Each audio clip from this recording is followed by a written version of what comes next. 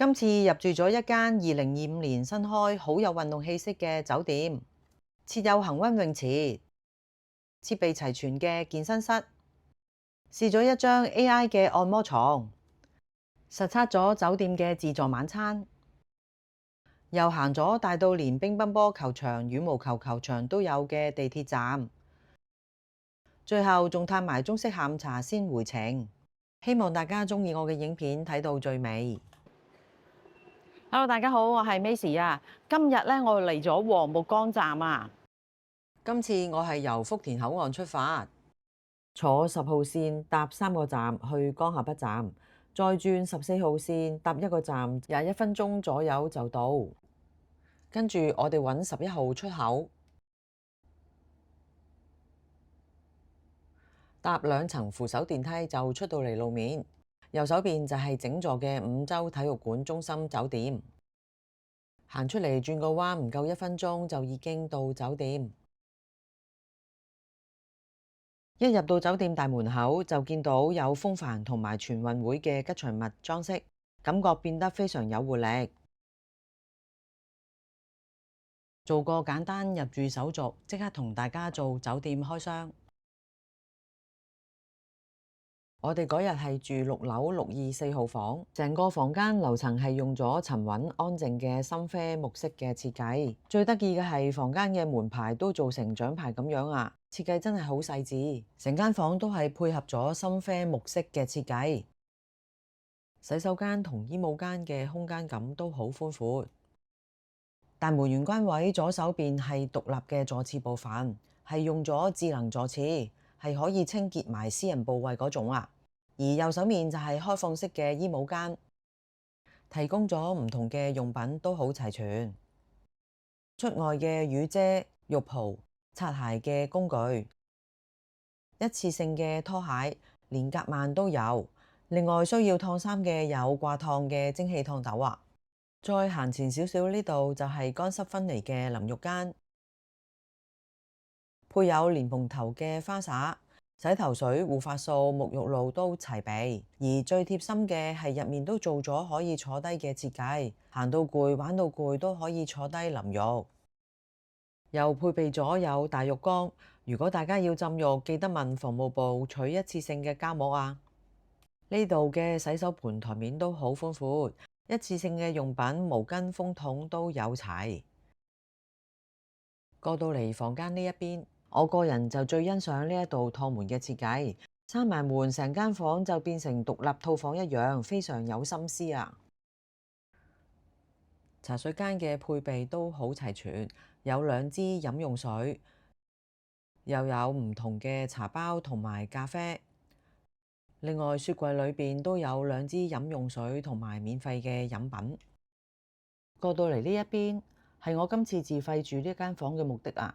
係想試下呢一張 AI 深睡按摩床，兩邊各自都有控制板，佢有好多唔同嘅模式㗎，會用氣壓律動幫你拉伸按摩，仲內置咗助眠嘅音樂同埋聲音導航。我試過，我就覺得佢幾舒服。如果大家做完運動或者游完水返嚟瞓下放鬆一下，都係唔錯嘅選擇。配合埋有唔同軟硬度嘅枕頭，房間冷氣又夠凍，我嗰晚都瞓得好舒服。介紹完張床，再睇下成間房嘅空間。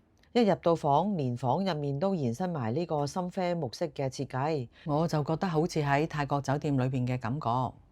整間房擁有成410尺咁大，感覺都好闊落。喺落地玻璃呢一邊有一張小型嘅梳化，另外仲有一張餐台同埋餐椅。左手邊床頭有埋電窗簾控制板，兩邊床都設有一個叉電位，連同埋梳化嘅叉電位總共有3個叉電位，另外仲有一個空氣清新機添啊，真係照顧周到。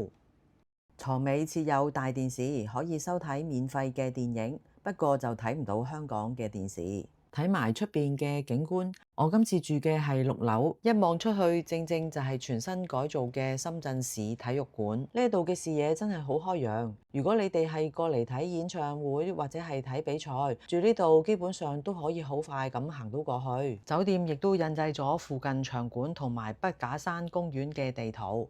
我今次喺 Trip.com 旅遊平台訂嘅時候係港幣1050蚊一晚，連2位自助早餐。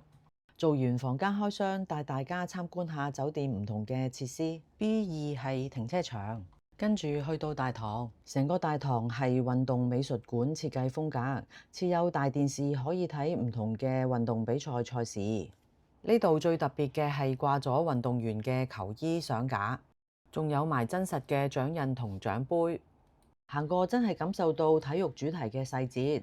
大堂除咗 check in 嘅櫃台，呢度仲有一間大堂吧。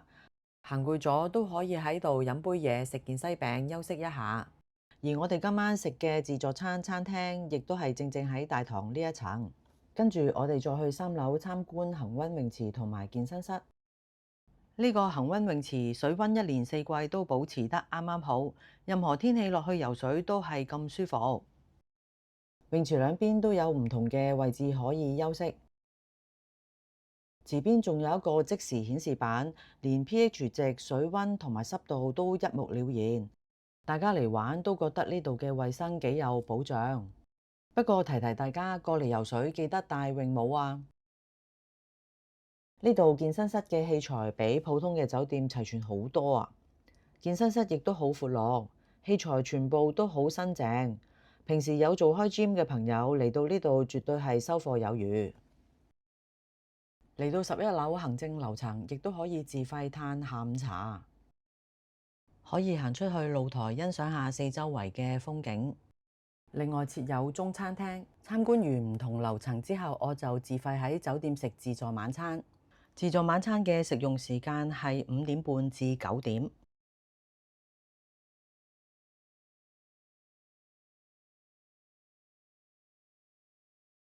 首先講咗海鮮同埋刺身先，刺身食落去都幾新鮮，唔錯。不過蟹腳就真係冇乜味，肉質比較一般啦。蝦味就比較淡，而其他海鮮就正常，冇乜特別。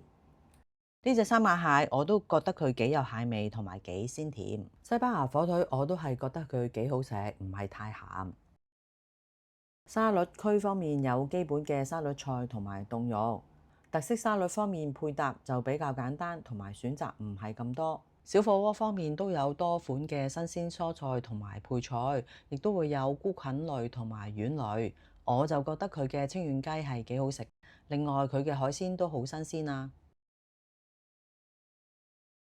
自助餐主題嘅烤肉、豬肉同埋豬頸肉都烤得幾好食，不過牛肉就有啲韌辣。熱食區方面2個燉湯都幾好飲。呢度嘅餸菜味道整體都中規中矩，不過種類就冇乜特別，款式選擇就唔算好多啦。睇埋甜品，有朱古力噴泉，有幾款嘅小蛋糕、杯裝嘅甜品，同埋有雪糕。味道方面普普通通，唔係話太有特色。2款中式糖水都幾好食，不過如果熱啲就更加好。不過成餐飯我最欣賞嘅係佢哋嘅飲品區，係即場鮮榨嘅菜汁同埋果汁，而且仲有紅白酒可以任飲啊！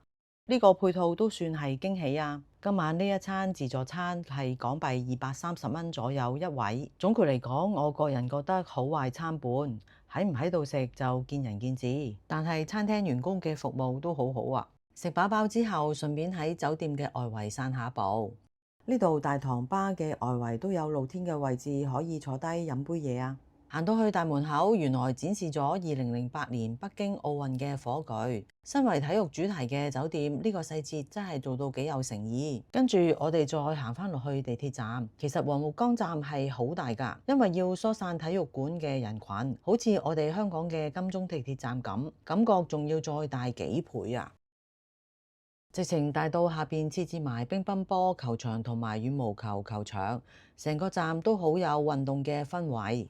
再行過啲9號出口嗰邊係新開咗一條地下商業街。如果大家想揾一啲茶飲店同埋輕食店，都可以行過嚟呢邊行下。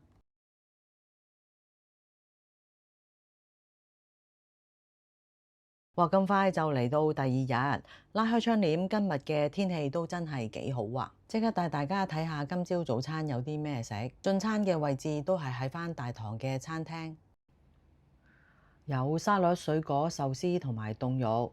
亦都有多款嘅西餅、麵包、蛋糕。有幾款唔同嘅穀物類早餐，有唔同嘅配菜，煎蛋、煙肉、腸仔、煎糕同埋炸物，都有炒麵同埋中式嘅餸菜。湯麵區都有多款嘅新鮮蔬菜同埋丸類。點心方面有幾款蒸包同埋淮山，有2款嘅粥同埋配菜，有幾款嘅水果甜品、咖啡、紅茶，幾款嘅果汁同埋乳酪都齊全。呢度嘅早餐整體應有嘅食物都有齊，特別係佢嘅西式部分選擇款式都幾多，都好有誠意。總括嚟講，呢間5洲體育中心酒店，我個人覺得房間係好乾淨，房間、酒店以至到員工嘅服務我都係幾滿意。至於琴晚瞓過嘅呢一張 AI 按摩床，我就覺得幾舒服。自助晚餐喺唔喺度食就見仁見智，睇下大家又會唔會過嚟玩返2日，記得留言話俾我知啊！退咗房之後，我就搭14號線1個站去到江夏北站，轉10號線嚟到江夏站。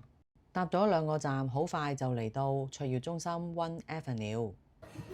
我又買到嘢啦！行完街之後，我哋就嚟陶陶居飲茶。今日都行到好攰啦，咁啊唞一唞，食個點心。嚟到陶陶居，梗係要試下佢呢度幾款嘅出名點心。陶陶居大蝦餃、錦繡海鮮紅米腸、酥皮水牛奶菠蘿包。首先嚟嘅係蝦餃，佢係比一般嘅蝦餃大隻。佢個皮咧係好薄啦，你會食到有筍喺裏邊嘅，蝦亦都好彈牙。豬油一定有㗎啦，咁佢夾埋有豬油嘅香咧，佢食落係好滑。呢個蝦餃好食，同我哋平時食嘅厚皮蝦餃係唔同，佢個皮真係好薄。錦繡海鮮紅米腸，